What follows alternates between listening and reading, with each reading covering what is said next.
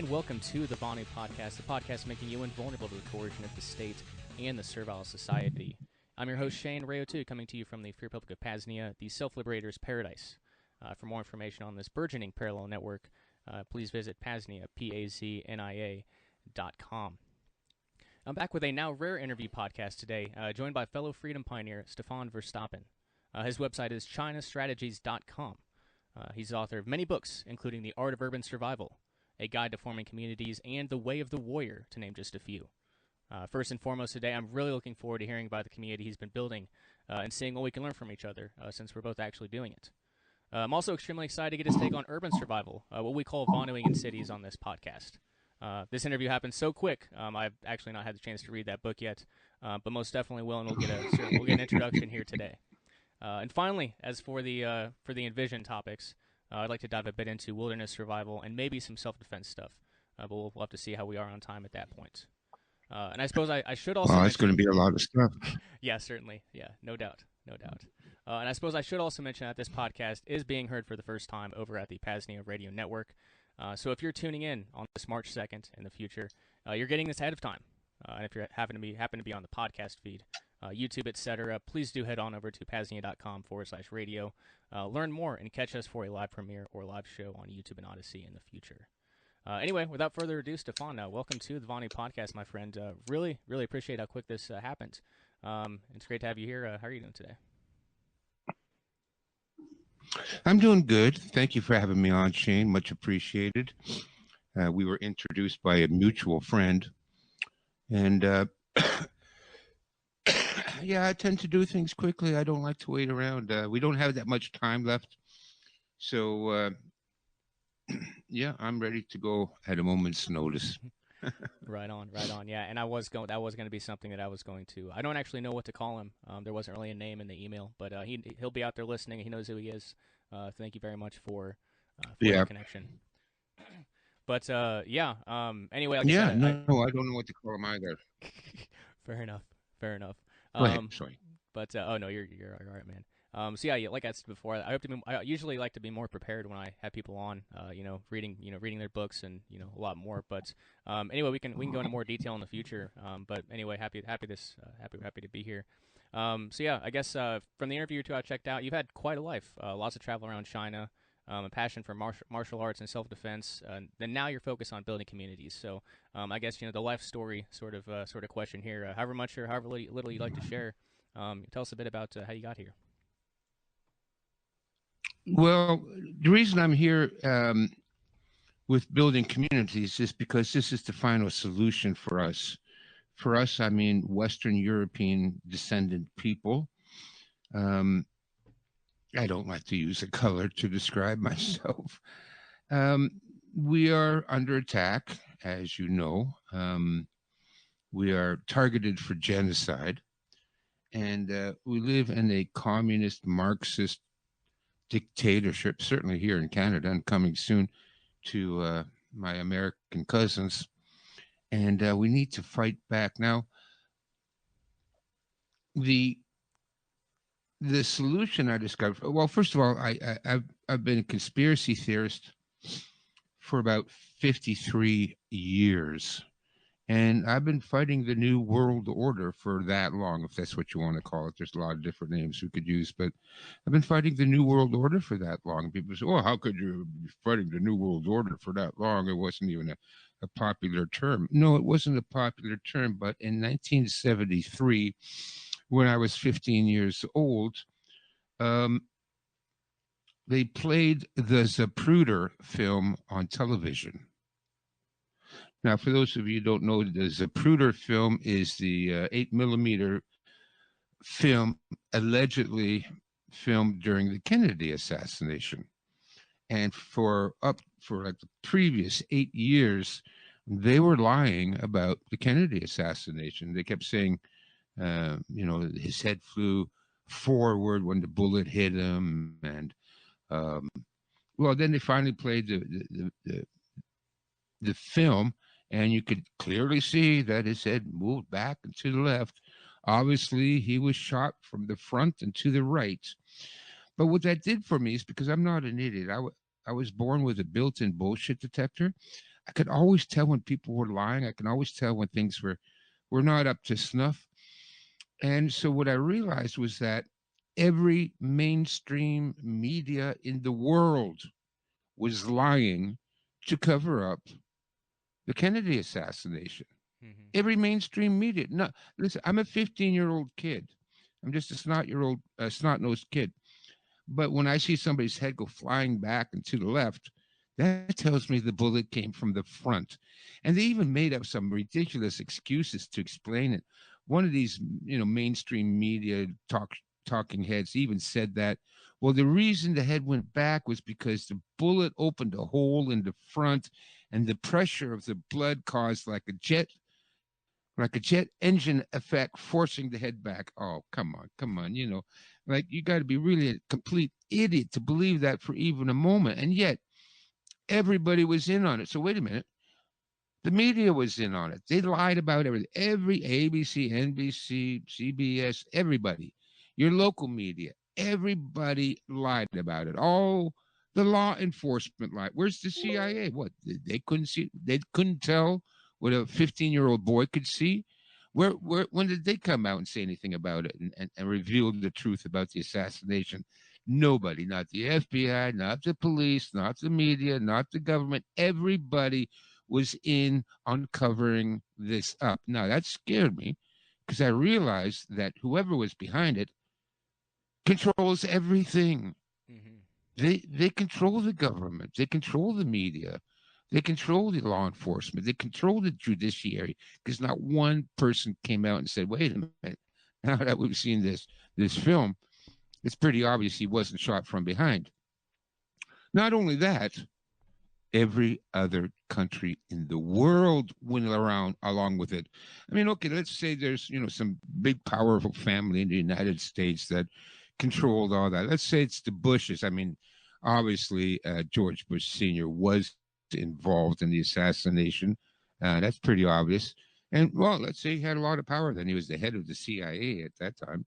Right. Um, so let's say the Bush family had so much power they could cause everybody in the United States to shut up. They could cause the media not to cover it. They could, shut down the police and law enforcement. Let's say they had that kind of power, which the Bush family didn't, but let's say they did, because that would be the other excuse. Well, it was a powerful family in the United States that shut it all down. Well, okay, not the Bushes, but how would they shut down England, Holland, Germany, Russia, France, Australia, Canada? I mean, all these countries have media. How come not a single talking head investigative reporter in any other country in the world came out with an article around the lines of, or a story that said, well, it looks pretty suspicious that it went back and to the left? Nothing. Silence all over the world. So then I realized whoever these people are control everything. And so I kept my eyes open. From that point on, I never trusted the media ever again. They lied about the JFK assassination. What more do you need to know? They lied about it. They covered up the real murderers. Yeah. Why would you ever listen to the mainstream media? Like, to me, that's, when you lie to me and you lie to my face about something that serious, I will never trust you again. I won't. So that happened. Then, again, a couple of years later, now I'm 15. I'm going down to the University of Toronto because I was born and raised in Toronto. Excuse me. And I went down to University of Toronto to what was called Rochdale College, long since been bulldozed down. But Rochdale College was the student housing, and we'd buy marijuana. And that was one of the places you'd go to buy marijuana back in those days. It was illegal then. So we went down to University of Toronto to buy marijuana. I'm sitting there with my pot dealer, and he was saying something. I'd never heard something so ridiculous. He said, "Oh, did you know that the CIA are doing mind control experiments on Canadian housewives. Well, listen, I already, I'm on to the conspiracy thing with the whole Kennedy assassination, but this was way over the CIA is operating in Canada, doing mind control experiments on Canadian housewives. Really? That was too crazy. That was too crazy. Well, son of a bitch. 4 years later, there was a documentary, an episode on a program here in Canada. I think it was called The Fifth Estate. It's something like a 60-minute style program. And the Fifth Estate came out with a story that said, oh, my God, well, guess what? There was this doctor at McGill Medical University in Montreal, and turned out he was doing these medical experiments on housewives for mind control. He would put them into an induced coma. Then, while they were in a coma, he would feed them large amounts of LSD. Then, while they were in a coma, the brain's going insane on LSD, they put headphones on these poor women, and it was mostly women, put headphones on these poor women and what they called driving, and they had a recorded tape loop that constantly went something like, your mother hates you, your mother hates you, your mother hates you. And they kept these people in a coma for 2 weeks at a time, and they were giving them electroshock therapy. Can you imagine a more horrific torture than to be out of your mind on LSD, getting electric shock therapy by these crazed doctors? And it turns out the whole thing was funded by the CIA. It was one of the early MK Ultra programs. And it turned out all of this was true. So, well, what am I supposed to say now? I mean, the most outrageous, ridiculous, crazy conspiracy theory turned out to be completely true. So I've had, 50 years of keeping a close eye on these bastards because I know what they're capable of. And where we are headed is into a collapse. They are bound and determined to destroy everything good and healthy and beautiful in the world. They are literally demonic monsters, and they control everything. So, well, how do we survive that? How do we get through this? How do we get through this? You can't fight them. Forget about, getting your AR-50 and going out in the woods and practicing with a couple of the boys. That's not, I like to do that, but it's not going to get anywhere.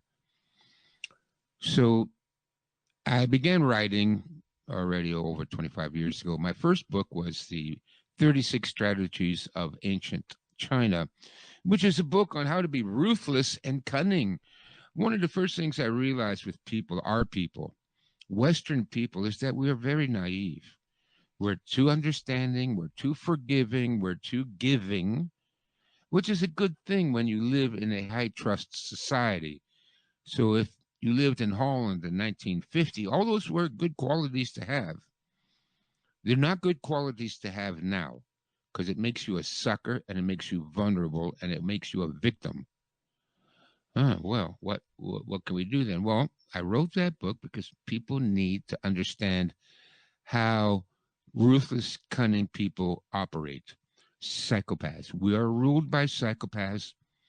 I came out with an article that was published in the Trends Journal with Gerald Celente, and I made a YouTube video called Defense Against the Psychopath. And it's the very first chapter in my book, The Art of Urban Survival. Why is it the first chapter? Because we're talking urban survival. What you need to know, as we all heard the famous quote by Sun Tzu, The Art of War, number one, know your enemy. Mm-hmm. So who's our enemy? Well, most of the bastards in government and media and banking and so on. But ultimately, who are they? They are psychopaths. Psychopaths will always accumulate at the top of every infrastructure, at the top of every pyramid. they will dominate, and they will come to rule the world. They're the politicians, they're the celebrities, they're the journalists, they're the CEOs. It's always going to be psychopath at the top there, always. So if you wonder why, oh my God, look at the world that we live in now. Shane, it's heartbreaking to see what's going on. The drug addiction and the homelessness and the poverty. It's been destroyed, absolutely destroyed. This is like some post-apocalyptic nightmare already. It's not, oh, we're waiting for the post-apocalypse. No, it's here. Take a look around. It's already here. How could this come about? All this cruelty and inhumanity. Well, it comes about because the people that run things are psychopaths. They're the equivalent of serial killers. Your governor is a serial killer. Your president is a serial killer. You need to think of them like that and do some research. I did a lot of research on psychopaths, and they are really dangerous, evil people. There's nothing they won't do. There's no crime so horrible, so cruel, so insidious that they would not gladly commit that crime and go to sleep without a problem in the world. These are psychopaths. This is what we're dealing with. So the first chapter in my book, The Art of Urban Survival, is Defense Against the Psychopath, which is a spin-off from my book on Chinese strategy. Look, folks, you got to realize what we're dealing with. If you don't know what we're dealing with, then you have no chance to survive what's coming. It's a psychological battle. It's a spiritual battle, too. You need to harden your heart. The Christians have this saying, you need to get on God's armor. I'm not a Christian, but I can agree with that sentiment. Because what you're up against is mind-numbing.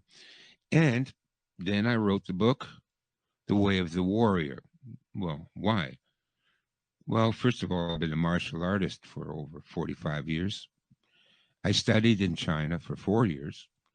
I love martial arts. I think it's a fantastic sport. I think you learn some really excellent skills, life-saving skills. I think everybody should learn it, I think you should teach your kids. You should teach your daughters and your sons. Your wife should know a little bit. And if you're a man, you got to know how to win a fight. Mm-hmm. You gotta fight.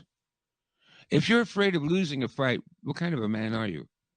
Because then you'll be intimidated and coward, and you'll back down. I mean, we haven't even begun the fight yet, all right? The fight that's coming is going to be really, really ugly. And who can handle that? Only a warrior is going to be able to face this. Ordinary people aren't going to be able to face it. As a matter of fact, I even encourage the men, the husbands, the fathers, keep your wives and daughters away from this subject. It is too ugly for them.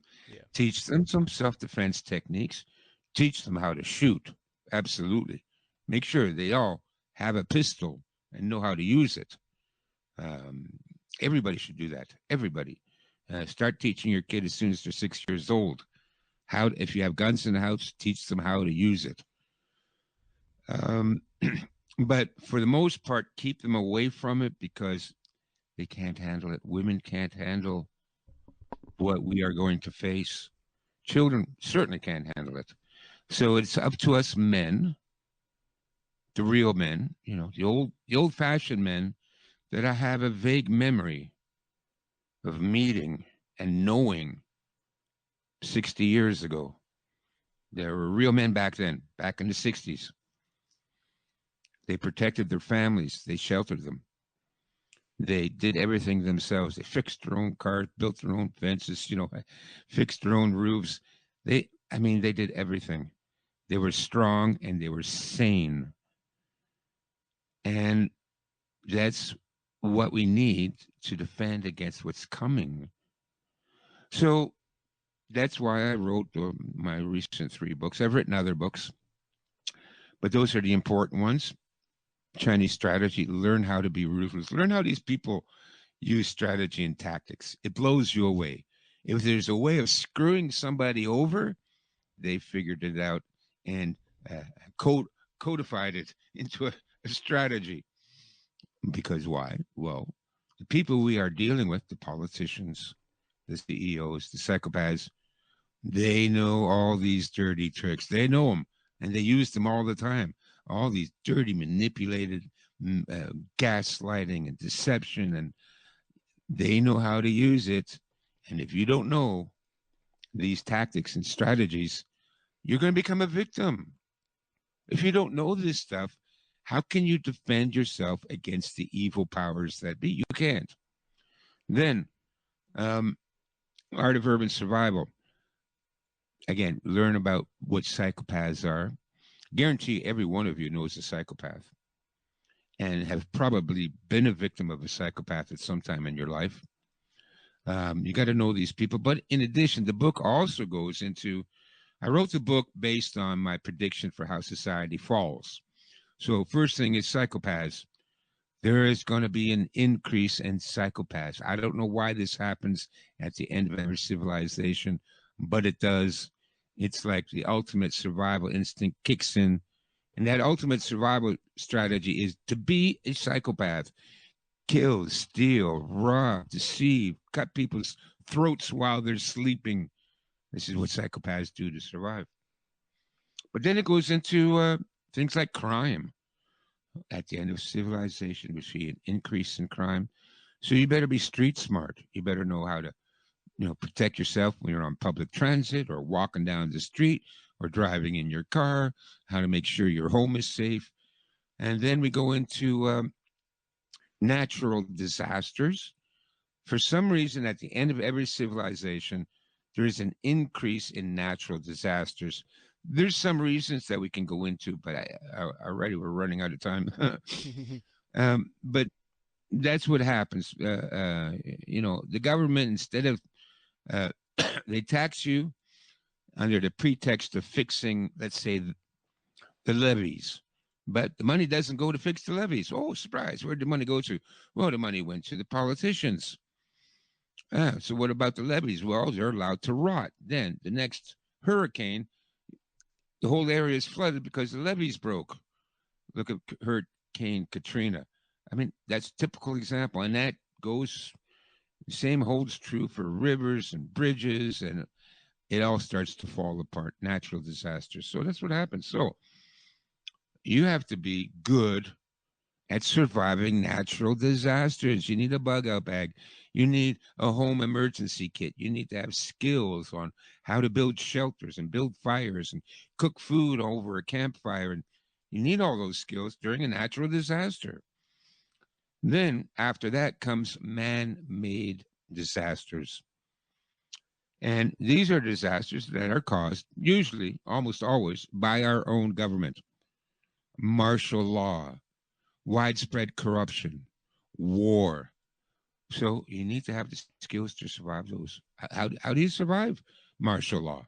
How do you get around? How do you survive riots? How do you survive World War III? It's not that complicated. It's very simple, easy to know advice. But that's you need to know this stuff. This is what happens at the end of civilization. And then finally, my last book, The Way of the Warrior. In order for you to be able to do anything of what I just said, you got to be a real man. Yeah, you can't be a soy boy. Soy boys can't do this. You have to be mentally and physically strong and spiritually strong. And I think it was Socrates that said, courage is the first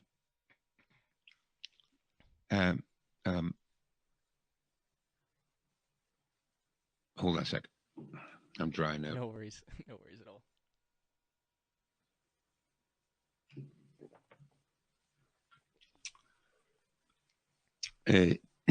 Is the first, now I forgot, it's a famous quote, that makes all the others possible. In other words, virtue, that's what it was.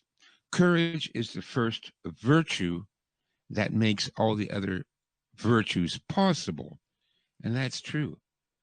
Um, if you're a coward, you cannot be a good man. If you're a coward, you cannot rescue your neighbor. You cannot help your family if you're a coward. Um, you cannot stand up for your country and your people if you're a coward. So Socrates said, yeah, courage is the first virtue. And I agree 100%. Weak men are not going to help anybody. So you got to be a strong man. You got to be a warrior. And that is to follow the path of the warrior, which is, yes, learn martial arts, sure. Learn to shoot a gun, absolutely. But most of the way of the warrior is self-control, how to be a stoic, how to not let all this get to you, how not to become anxious and afraid. And so that's where we are now. Finally, once you have all that together, how do we survive? So I went again. I'm a big fan of history. I went and I studied history. What did people in the past do to survive the collapse of their society? What happened after the collapse of Rome? What happened after the collapse of the Ming Dynasty? Well, what happened was people formed small, autonomous communities, and they helped each other. They helped each other out. We can't save America anymore, Shane. It's gone. It's gone. It's done. Um, we can't vote. We can't, start another political party. It's going to make a difference. We can't protest in the street. Oh, down with evil cocksuckers. Yeah, that ain't going to work. So what's going to work? The only thing that works, and I've proven it now, tried and tested. This is not theory. We form communities all over the place around here that help each other out. Small communities, 80, 100 people, 120 people. That's about it. Sometimes as few as 20 or 30, doesn't matter. And these people, we help each other out. And how we help each other out is to detach ourselves as much as possible from the general society. So our community started during the lockdowns when people weren't allowed to go into the grocery store unless they had their little approval card. You know what I'm talking about. I can't say it because we're going on YouTube. Yeah, gotcha. Okay, well, if I could jump in for just a moment before we get into Yes, the communities part, that's what I'm most looking forward to getting into. But I guess just a couple of things you mentioned that were interesting before, and we've talked about Kyle, my co-host on this podcast. We've talked about it before, like a lot of Western people are so sheltered, like they've never actually experienced violence in their life, so all of this stuff is just foreign. So yeah, it's very sheltered, not any realistic perspective on on things. But as for what we call vonuing in cities, or I guess the art of urban survival, to give you some context on Vonu, I guess where we come at it from, Vonu is basically defined as lifestyle changes in pursuance of an invulnerability to coercion. So it's becoming invulnerable to the coercers by becoming invisible to them, at least in all senses, but especially in the city sense.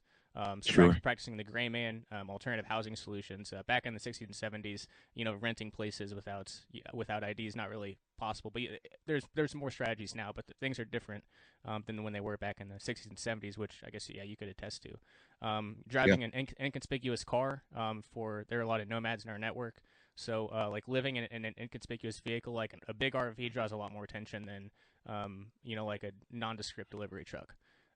Absolutely, yeah. And then I guess one of the other components, and you talked, I guess, more kind of like the spiritual mental part of it, which I think is it's one reason I can't live in the cities. Rayo called them the city's psychological pressures. Yeah. Like it basically it has a very high like people that don't go all the way with liberation, at least what he wrote about, they ended up going like halfway and like half a foot, you know, 1 foot in, 1 foot out, and it kind of turns them into a schizophrenic, at least to some extent. Yeah. Um, Yeah. so you know, like I agree with Ray. I mean, we're way out in the middle of nowhere here at Veritas Pasnia, and that's where, you know, I think that's the best way to be, far away from cities. Um, and I guess to transition into the communities portion, the I guess the little background on Pasnia too, which is I guess the community that we're building. I guess it's a little bigger than that, like a parallel network, second realm parallel network. Um, so Veritas Pasnia here, we had I guess a declaration. I guess we had a rebirth of freedom ceremony here with 30 or so people that came out and signed our constitution and our Declaration of Independence, and basically all the Constitution is basically like anyone that is vetted in the network. It's a private vetted network. They have to forswear the use of coercion, and they have to be vetted and known by someone in the network. Um, Yep. and I agree. so we've got our you know, Veritas Pasnia here is basically an hour and a half east of St. Louis. There's somewhere in New York. There's I think there's one over in Europe too. There's a place or two in Mexico. They're all over the world. So basically, it's wherever you go in the world, you've got. We're trying to build like everything you'd need from the first round from the Survival Society. We're trying to make that accessible to folks in our network. And then I guess the stage now, you know, all this stuff takes time, which I'm sure you can kind of attest to. There's always work to be done, always a lot of work to be done. But kind of the point now is we've found some trusted folks that also share a similar vision, and we're kind of working towards the actual intentional community here at our property, at our homestead. So. You know, like I watched the video that you sent me on, I guess you know, on your community, and I love it. And I'd love to get more into that. Um, So yeah, I guess tell us about you got your community started back around 2020, which makes sense. That's when Pasnia was founded too. So yeah, I guess dive back into it if you like. Yeah. Yeah. No, good stuff, Shane. That's what we need to do. The more, the better. We don't all have to be under the same umbrella or anything like that. No. But listen, there's like 3 or 4 other communities very similar to us. They're not us, but they're similar to us that are close by, and we cooperate with them all the time. You know, we do things together. For example, when we have like a music festival, you know, everybody bring their acoustic, and you know, we'll go out in the field and have a bonfire and a potluck dinner, and we'll all play music. They all come. They all bring their kids. You know, we have a lot of families in our community, and the kids all know each other, and they get to play together every time we have a public event. And the way we do it is we limit people exactly the way you said. First of all, they have to be recommended by another member. And then we interview them, and then we let them come to a few meetings for a couple of weeks. And then we decide if we want to have them as a permanent member. You have to do that. You have to vet your people as best you can without being too paranoid, but whatever. You can't just let anybody and everybody in. It doesn't work. Never works. No. That was the downfall of all the hippie communes in the 60s and 70s. It was, oh, free love, everybody's welcome. And, well, you get a whole bunch of people that just use the system and destroy it. So you have to vet your people. With us, we had 2 sort of prerequisites. One, you could not have gotten the experimental medical procedure. If you know what I'm talking about, we're going on YouTube. Yep. So if you gave in and got the experimental medical procedure, you can't be a member of our community, because that thing was, number one, first, a giant IQ test. Everybody that went along with the programming, you know, you're no good to us. We need independent thinkers, people that, you know, can think for themselves. And if you could think for yourself, you would not have gone along with the medical mandates forced on everybody, number one.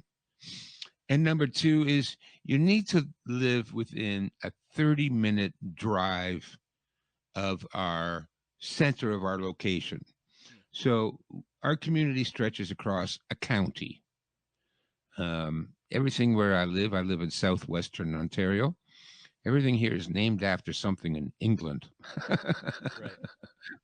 Right. We have London, we have Stratford, we even have Paris, small town called Paris. And I live in Oxford County. The main river here is the Thames River, But you have to live within Oxford County. So it's no good. You're no good to us if you have to drive 2 hours to get here.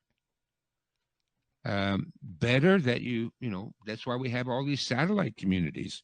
You might be closer to the community in Delhi, which is about 40 minutes away. It's not a big drive or anything. That's why we can still get together for special occasions and events and that. But it's too much because when, if we have a huge crisis and you live, more than an hour drive away, what is the likelihood of you making it back to the clubhouse and participating in the defense and setting up shelters and cooking food and all? What's the chance? It's very slim. So one of the things I recommend is that you limit the distance somebody can travel, because if it's too far, and also with a half-hour drive for me, since I get around mostly by bicycle, I can still bicycle to the headquarters, to our clubhouse, in about probably, well, I'm getting old now, so let's say 2 hours. So I can bicycle in 2 hours to get there. I don't need gas for the car. And if there are roadblocks and checkpoints, I can just go by bicycle. I don't need the vehicle. So those are two things that we have. The other thing too is I live in a small town. I tried to create communities for about 7 years when I lived in the big city, and I did everything. Meetup groups, and I even taught martial arts in the park for free. Anybody wants to come, as a way of getting people to come together. I mean, if I can get people to study martial arts, at least I know they're a little bit more rugged than the left-hard soy boys, which we don't want anyways. Right. And I completely failed. The city is a very hard place to find a community. People don't cooperate, even though, within a couple of 2 city blocks, there's more population than the entire population of the county that I live in now. Still couldn't find anybody to work together. I don't know what it is. The urban environment just destroys people's trust and their ability to work together. So it never happened. Never happened. So now I live in a small town, 13,000 people. And, I know half the town. I've been here 3 years. I can't walk down the street without people waving and saying hello. They know who I am. Even the people that aren't part of the community know who I am, because in addition to our community, there's other communities of people that volunteer. They volunteer at the church every Thursday night at the Stitch Church. Free dinner for anybody who wants to come, and a good dinner too. They feed about 200 people every Thursday. And when you leave the church, you go to the back, and there is all kinds of food in boxes. Help yourself, free. Take the food. It's like a food bank, and the local businesses donate, extra food and money. And the people volunteer to cook the meals and clean up afterwards and all that. I know 3 of the people live right next door to me that volunteer there. They're not part of my community, but they're part of a community of people that help each other out. It's another thing I tell people. If everybody says, "Oh, I'm trying to find people that nobody wants to join and work together." I said, "Well, volunteer somewhere. Volunteer at the food bank, volunteer at the local library, volunteer to teach Little League, volunteer to teach karate to the kids, because you will meet other volunteers. And volunteers, people that will do that, they will spend their time and energy to help other people. These are the qualities you're looking for. These are the people you want to be around. So yeah, I know. I know the people at the food bank here. I know people at the church. I'm not a Christian, but I know them. I support them. And so that's a couple of things. A rural area, and also the other good thing is we have a lot of Amish around here. We got Amish and Mennonite. They have big farms, and often we will buy our food directly from the farmers. And it's the same thing for chickens and produce and vegetables and whatever, and eggs, and you just we try to source most of it from the local farmers, so we don't have to go to a grocery store. Screw them bastards. They locked us out. They locked us out. You cannot buy food. Go and starve to death, you bastards, and because you don't have the little card that signifies you were stupid enough to follow along with medical mandates. Look, that's war, okay? That's war. So wherever we can, we avoid the supermarkets. And there's other things. There's like farmers co-ops. We have a farmers co-op here called Fentings, and my friend Dixie runs it for our community. You go online, they got a website, and you place your order, whatever you want: milk, eggs, chicken, beef, bacon, you name it. They have it all. It's a part of a farmers co-op. So the farmers bring their produce and their products to the farmers co-op. The only catch is that the minimum order is $500. That's the only catch. So for a small family, you had to afford $500. Well, that might be not so much anymore, right? But it might be a sticking point. But we have 10 people put in an order for $50 each. There you go. Yeah. And not only that, you don't have to go shopping. They put it in a truck and they deliver it to your house. So there'll be a big van. Like we delivered to one of our houses. Dixie, we delivered to Dixie's house. So she puts in the order. You put in the order. And she puts it in. And they deliver it to her house. They take it out of the truck. They bring it up onto the porch. And then everybody drop by sometime during that day and pick up your box. So, this is the way to go. We got to separate ourselves as much as possible from the big corporations, including the big grocery chains. They didn't do us any favors. So that's another thing that we do. The other things that we do. Could I ask?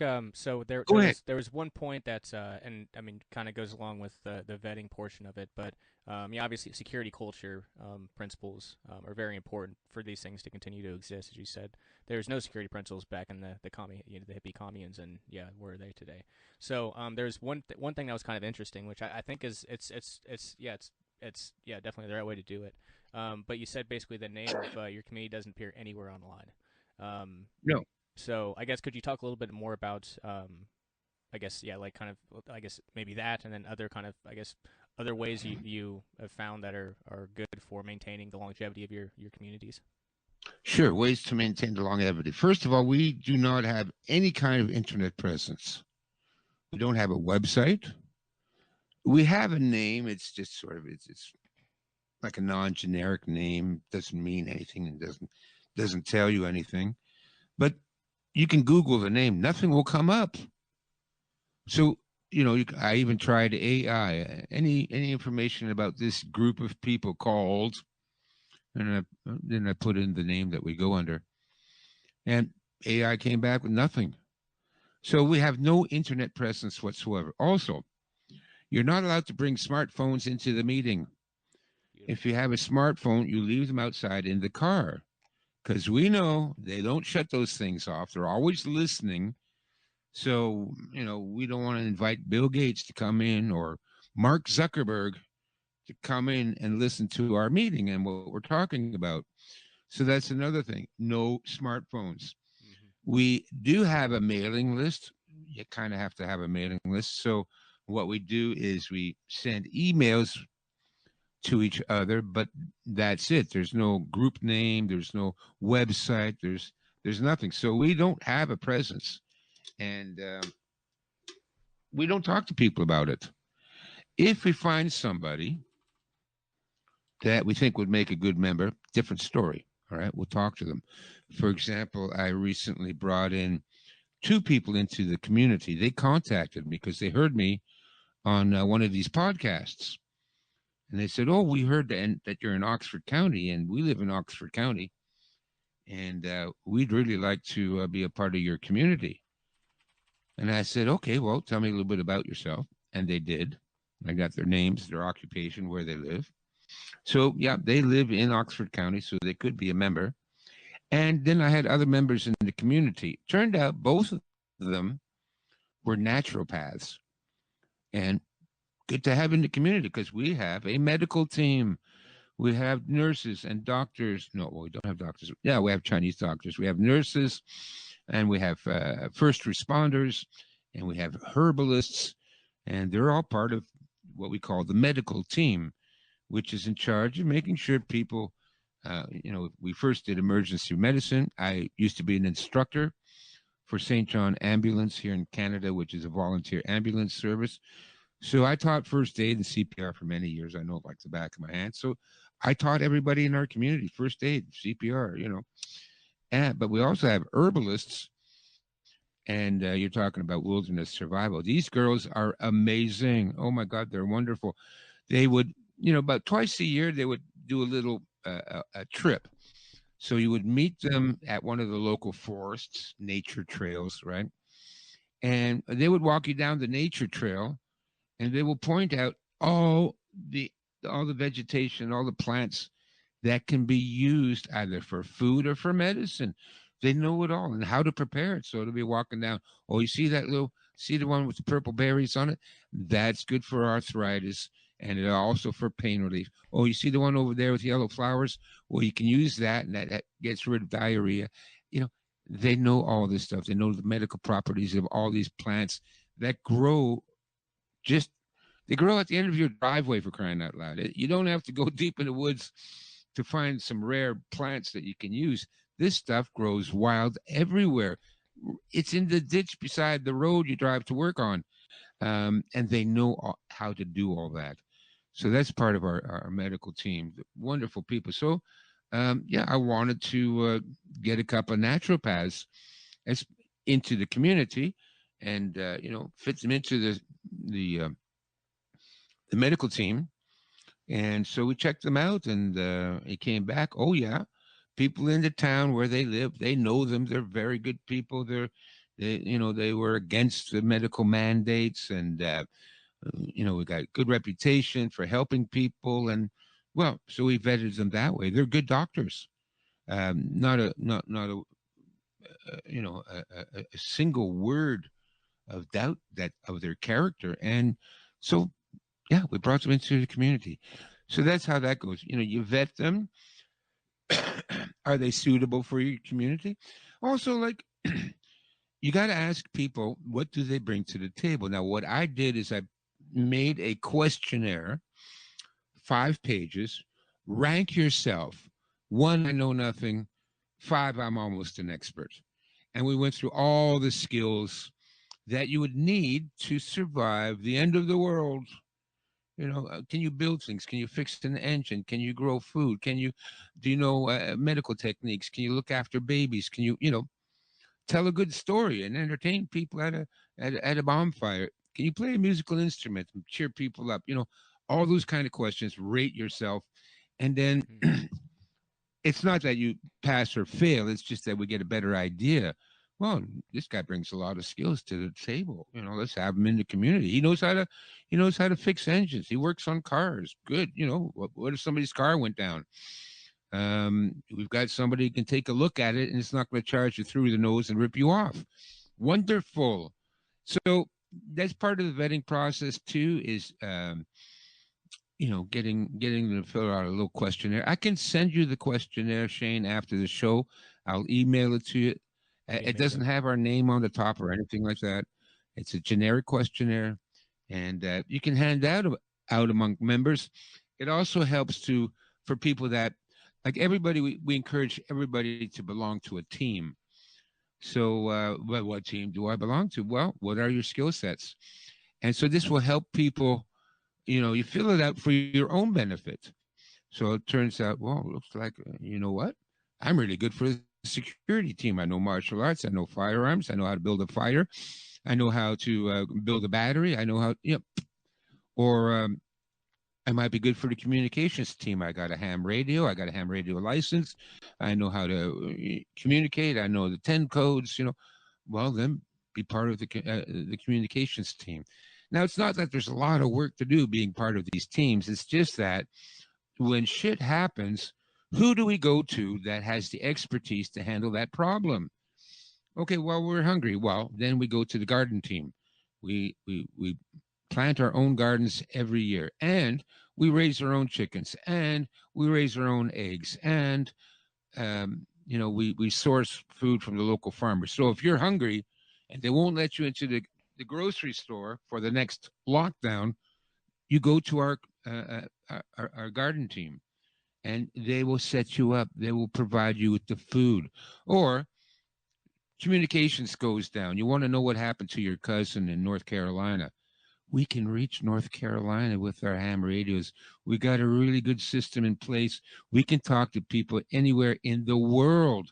We got repeaters. We got base stations. Everybody in the community has their own little portable ham radio. We can talk to ourselves, and we can also gather information from all over the world. So you want information what's going on in North Carolina or Alaska or England? Our communications team can find out that information. That's why we have these teams. Yeah, that's amazing. Just on that last part, that's kind of the big infrastructure project here now. Is I guess so. The second realm strategy it's very big into like anonymizing digital technologies like cryptocurrencies, and yeah, open source technologies and things like that. So we might go. I guess there might be a little more there, but that's exactly what one of the things is we've got with the Simple X relay communications relay here at the property.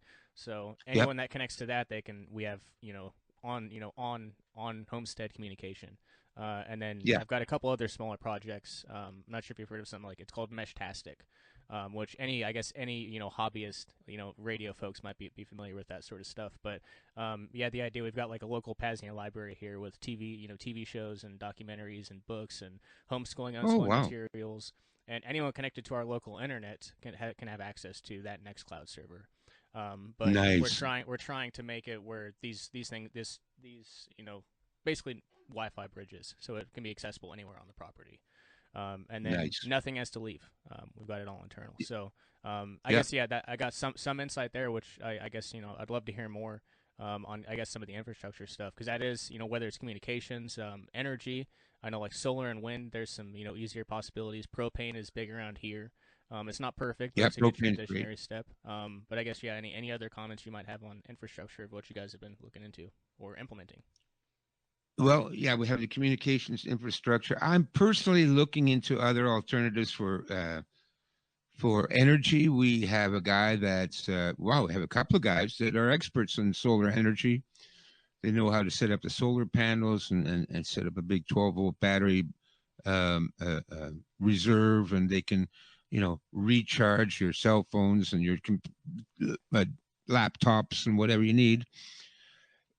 Recharge your rechargeable battery. I personally have a couple of small solar panels that I use purely to recharge my AA batteries, because everything I use is AA. My walkie-talkie, my ham radio, my flashlight, my headlamps.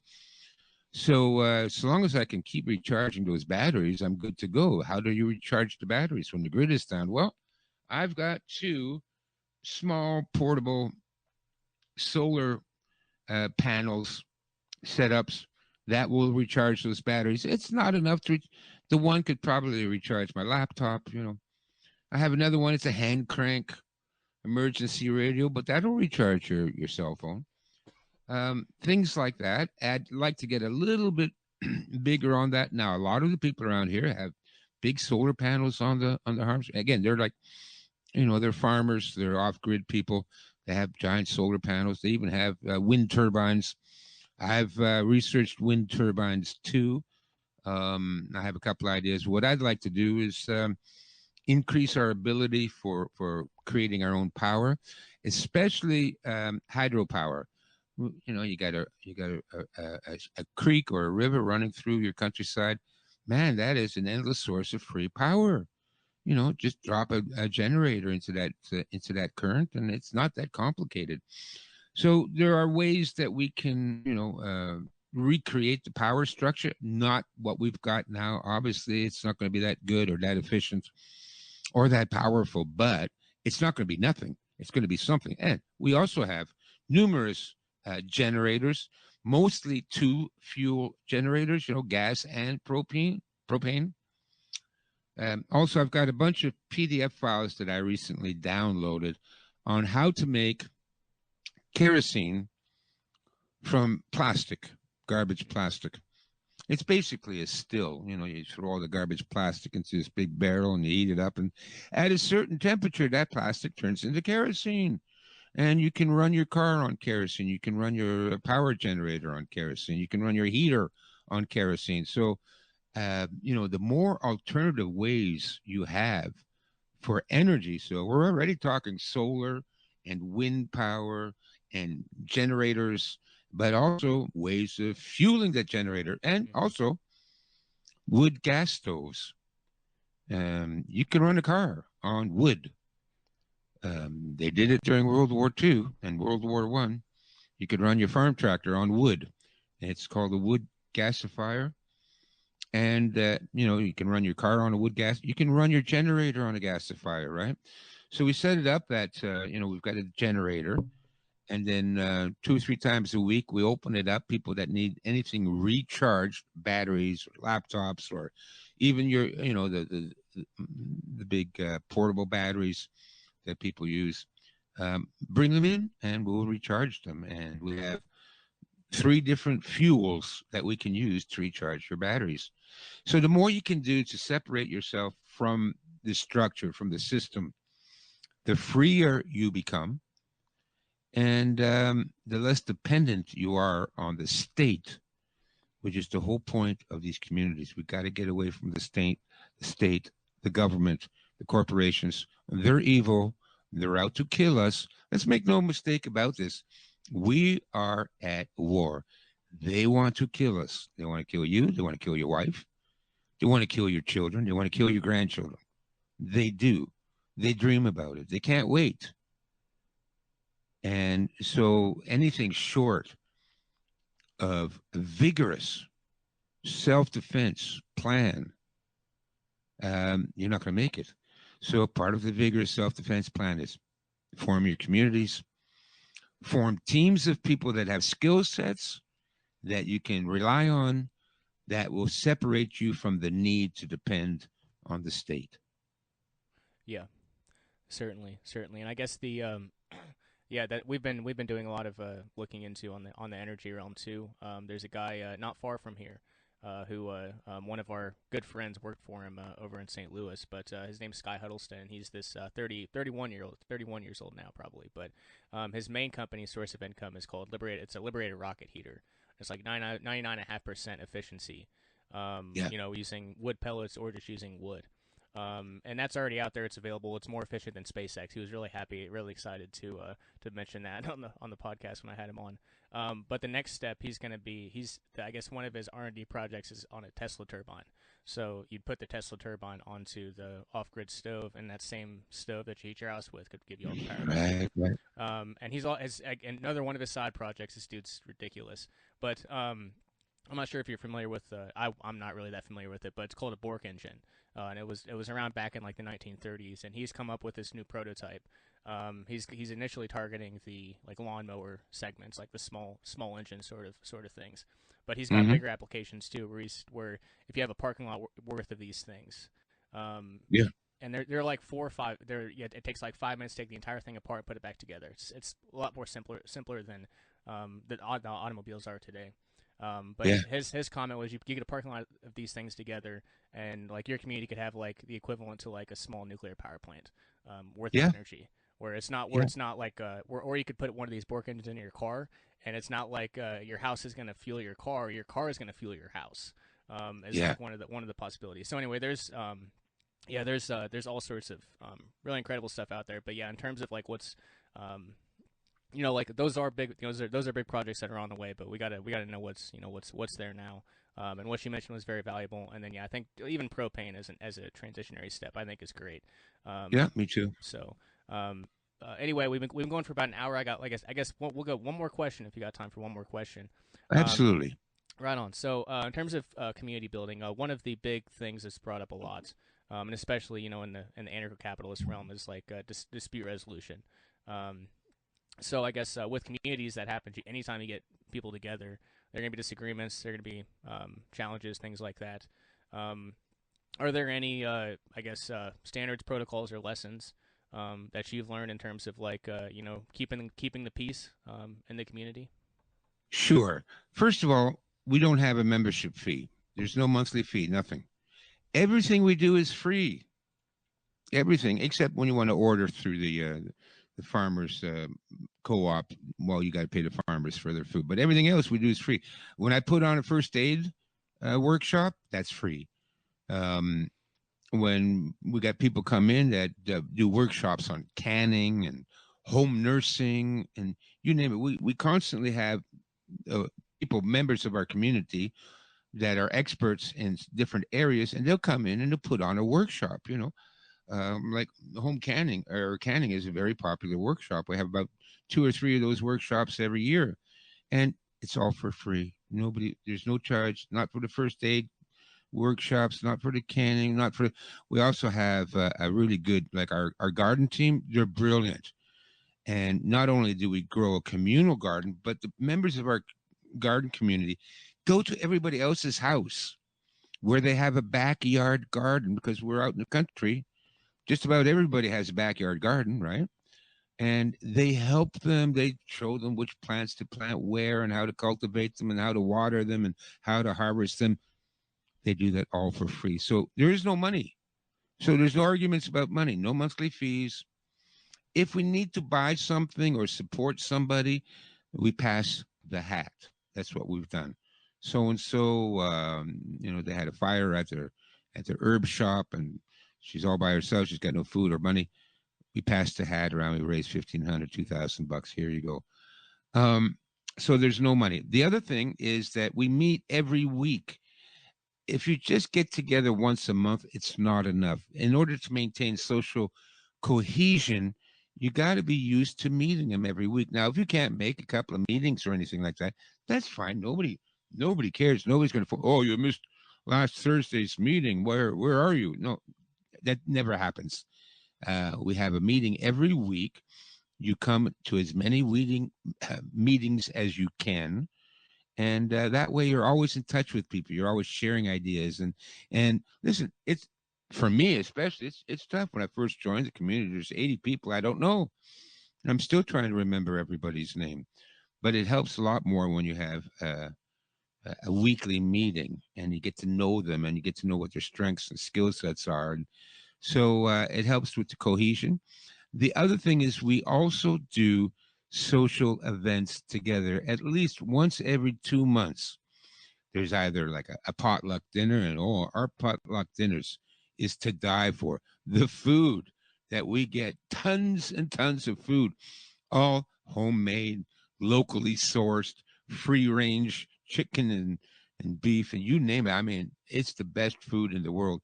And we have a big potluck dinner and a story time, or the kids go outside and play games. The other thing is we have homeschooling team as well. A lot of the mothers work together to homeschool their kids. Get your kids out of public education. For the love of God, do not send your kids to public school.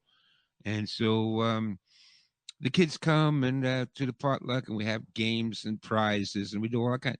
So, and also, like I said, we pull out the instruments. We've got 2 members that are world-class musicians that play at the local orchestra, and I play guitar and harmonica, and we got violin. We get together, we play music, we sing songs, we have barbecues. That's another thing. We'll have a big barbecue. We have stone soup. Stone soup is where you have this big giant pot, and you stick it over the fire, and you throw everything into it. Something to throw into it. Quarter pound of beef, some green onions, potatoes, carrots. Everybody throws it, and it just cooks away, and then you've got this beautiful, at the end of a couple of hours. So social events are really important. The other thing we do probably about 4 times a year, we go to a restaurant. Now, one of our community members owns and runs a roadhouse style restaurant. Beautiful food, sources everything from the local farmers. Oh, I mean, you can't find food like that in the city. I don't care if it's a Michelin restaurant. You don't find this kind of home cooking in the city. And she's wonderful.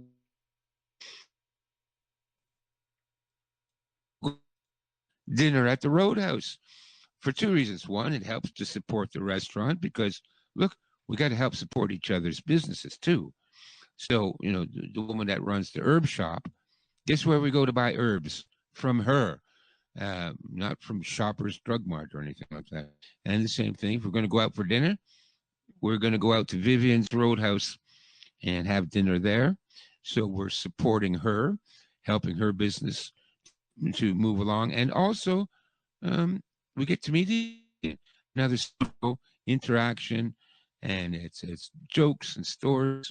I'm a great one for stories, right?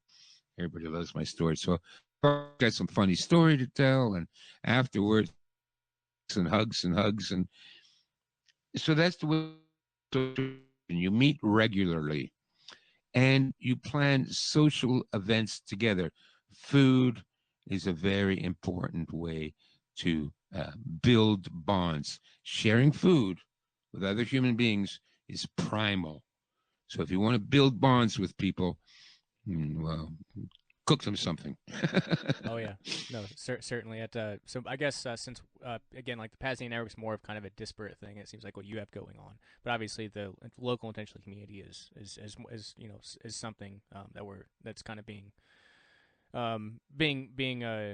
it's coming into the picture more now, I suppose is how I'd put it. But we always we have for most of the major holidays we reappropriate them with freedom holidays. So Memorial Day is Volunteerism Day weekend, Labor Day is Self-Defense Day or something like that. Nice. For most of the major holidays, we have like people can come out. Like we encourage people to come out. So there's 5 or 6 of those gatherings a year. And then we have our big yearly gathering called Vonu Fest, which usually a bigger one. I mean, I'm right there with you. Like a lot of us, it's kind of disparate, so we rely on the digital to stay in contact.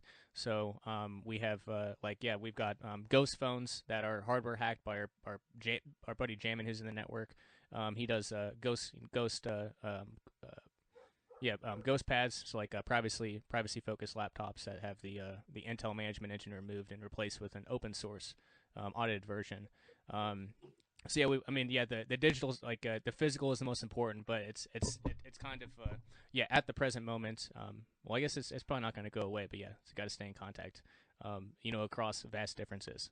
And just do it in a way where we own the hardware, we own the software, we aren't reliant upon somewhere else, and something we can actually trust. So, this was really great. I took a lot out of this. I'm gonna enjoy listening to this when I do the the very very minimal the minimal post production work. But Stefan, I going for about an hour and 10. I suppose. I'll open up to you one more time. Any other closing thoughts for the audience? And please do feel free if there's any new books or any new projects or anything you'd like to plug. Please do that. Okay, sure. Shameless self-promotion time. The best website to get more information on what we've talked about today is called Forming Communities. One word, formingcommunities.com. And I have a couple of things on there. I have an online course on how to form communities. It's like 12 hours of video and PDF books and things like that. So you can access I think I only charge $50 for it.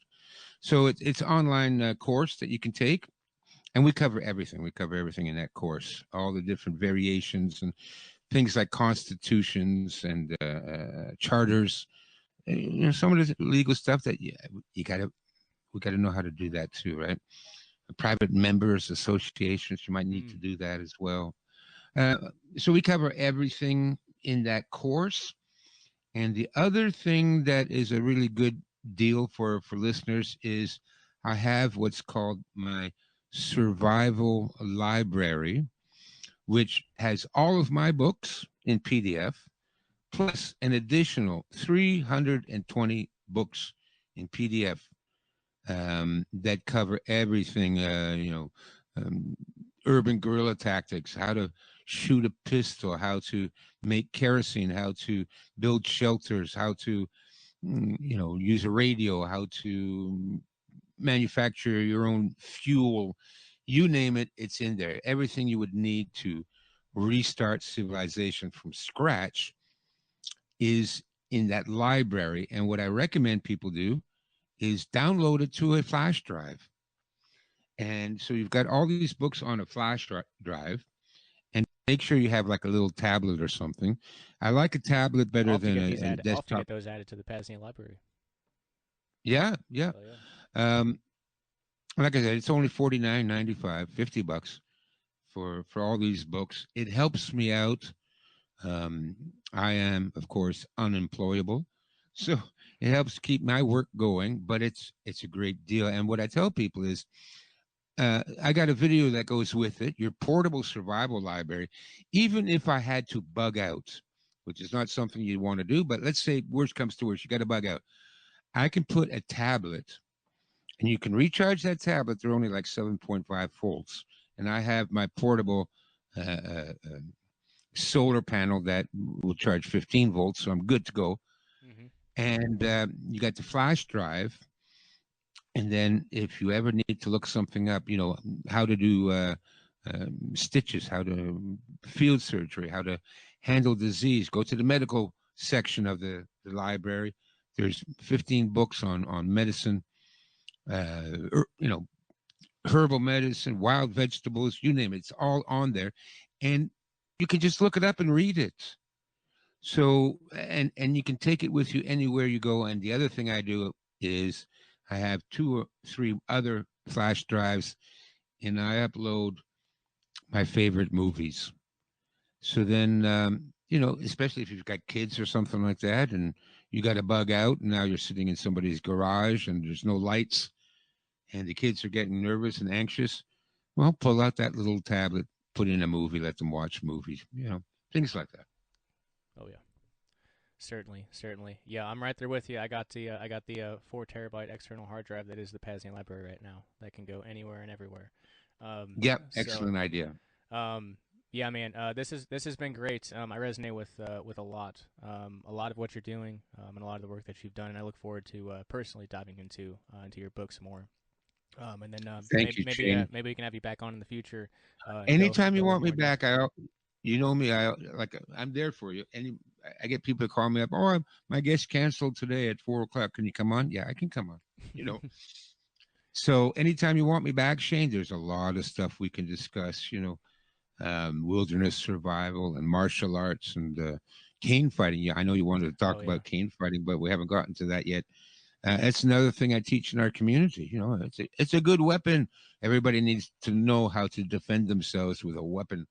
So we can, anytime you want, let me know. Send me an email, and I'll be happy to come back on, Shane. And I'm wishing you and your community the best of luck in the world.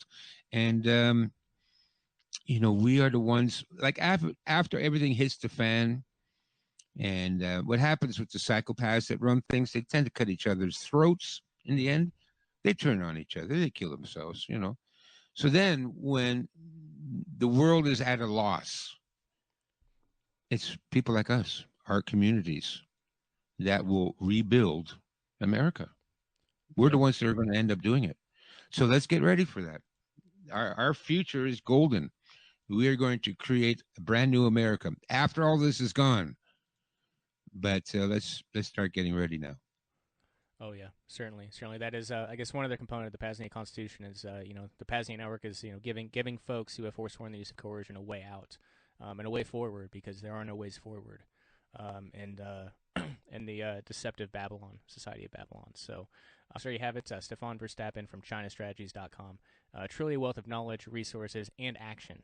Big thanks to him for coming on the Vonu Podcast, and thank you, fellow self-liberator, for being here.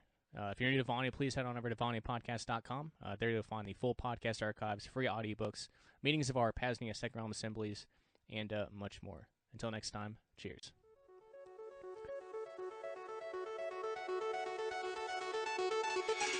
Rayo was right. Freedom does indeed need more full-time professionals, not collective movement preachers seeking a coterie of followers, but explorers, inventors, developers of liberated life ways. Undoubtedly, numerous folks are truly seeking a way out of the servile society, but they don't see any options outside of political crusading or apathy. Many are being emotionally and physically broken down by the 9-to-5 grind, the daily pressures of the servile society, and the recognition of how truly unfree they really are. That being the case, our task as Vonuans now becomes self-liberation and marketing in that order. Reason being, if we are ever going to see an alternative economy, sovereign free port, a new libertarian country, or whatever other grandiose strategy comes into fruition, we need to first break people free from the servile society and into a lifestyle change of their choosing.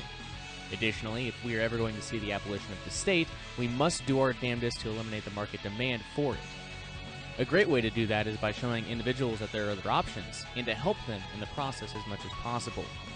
Some entrepreneurs may even be able to monetize such a venture in the form of consulting or the development of tools or services to ease the transition from the first realm to the second realm. Rayo's first book, Vonu: The Search for Personal Freedom, was initially published in 1983. 35 plus years later, many of these strategies are just as practical now as they were then, if not more so thanks to the evolution of technology. Yet, some recommendations he and others posited are extremely outdated, destined to fail in the modern day. Vonu is based upon reality, not legality, and therefore, it will develop according to the external factors of the present time. Freedom is not free. It takes time, effort, money, an extreme amount of dedication, and a willingness to make sacrifices. It requires the willingness and ability to create, develop, and to problem solve, as we are the self-liberators of the 21st century, pioneering the path forward to a freer future. It is not for everybody, and neither is Vonu. There's no better way to end this book than with these wise, timeless words from our friend and posthumous mentor, Rayo. Quote, "A Vonuan to me is not just someone living in a particular manner. Lifestyles may change. A lifestyle which was Vonu 100 years ago may not be Vonu today. Some lifestyles Vonu today were not possible 100 years ago, and may not be Vonu 50 years from now. A Vonuan is someone who places a high value on relative invulnerability to coercion, someone for whom freedom is worth a fair amount, though not infinite, of effort, inconvenience, discomfort. To a Vonuan, Vonu is not just a means to other ends, nor is it an ultimate end. Like most qualities of life and life itself, it is both. A Vonuan will choose whatever way of living offers personal sovereignty, and will change lifestyle again and again, if necessary." End quote. Your free future is closer than you think. This was an excerpt from my book, Vonu: A Strategy for Self-Liberation, available in the Self-Liberation Bundle. Just visit libertyunderattack.com/SL Bundle to snag every book we offer at a huge discount. Currently 18 books. Again, libertyunderattack.com/SL Bundle is where to go to pick that up. And to view our full catalog, please visit libertyunderattack.com. LUA Publications. Share your story. Find your freedom.